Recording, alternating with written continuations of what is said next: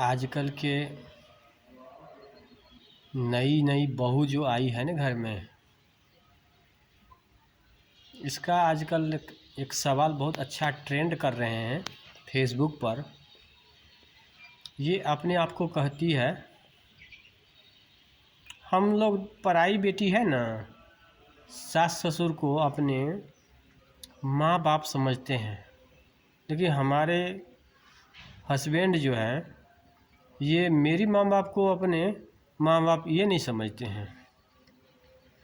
तो ऐसी महिलाओं से मैं कहना चाहता हूँ, अगर तुम सास ससुर को अपने माँ बाप समझती हो तो सरकार इतनी मूर्खे नहीं है जो वृद्धाश्रम बना करके और उसमें बुजुर्ग लोगों को, वृद्धा लोगों को रहने की व्यवस्था और खाने पीने की व्यवस्था करते हैं।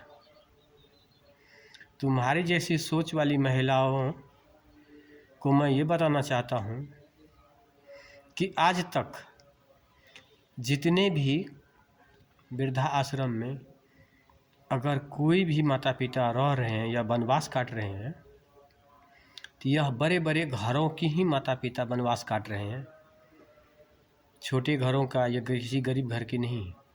क्योंकि बड़े घर में शिक्षा की डिग्रियां लेने वाले और नौकरी करने वाले ऐसे ऐसे लोग हैं जो वृद्धा आश्रम में सबसे बढ़ चढ़ करके वही अपने अपने माता पिता को भेज रहे हैं।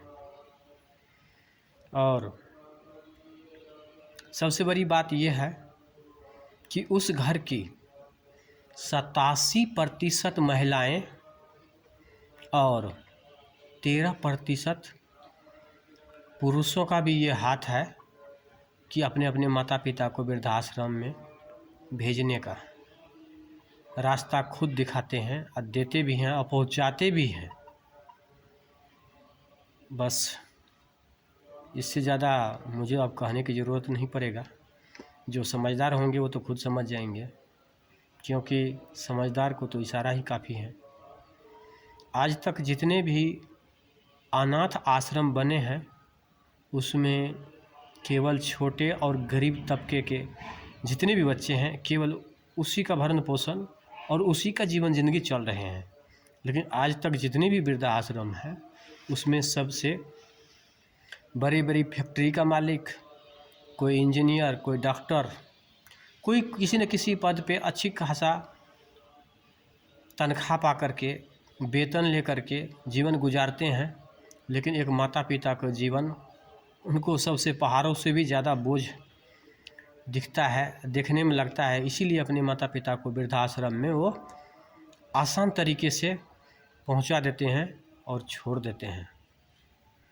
अगर ऐसा ही हमारे समाज और पढ़ी लिखी महिलाओं इतना ही दिमाग से काम करता रहे, चलता रहे, तो एक दिन इस देश का क्या हाल होगा। इससे बेहतर है जो गांव समाज की अनपढ़ महिलाएं जितनी अच्छी तरीके से अपने माता पिता को संभाल करके रखती है, शायद ये विदेशी कल्चर वाली महिलाएं इस चीज़ में अपना दिमाग को इस्तेमाल नहीं कर पाती है, न कर पाएगी। धन्यवाद।